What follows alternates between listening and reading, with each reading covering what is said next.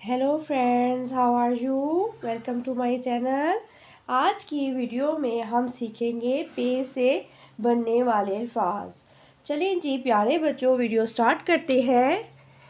पे से परचम, पे से परचम, पे से पंखा, पे से पंखा, पे से पिंजरा, पे से पिंजरा, पे से पत्ता, पे से पत्ता, पे से पिन, पे से पिन।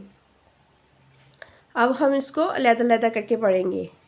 पे से परचम, पे रे चे मीम परचम, पे से परचम, पे रे चे मीम परचम, पे से पंखा, पे नून काफ हे अलिफ पंखा, पे नून काफ हे अलिफ पंखा, पे से पंखा, पे से पिंजरा, पे नून जीम रे हे, पे नून जीम रे हे पिंजरा, पे से पिंजरा, पे से पत्ता, पे से पत्ता, पे ते अलिफ पत्ता, पे से पिन, पे से पिन, पे नून पिन।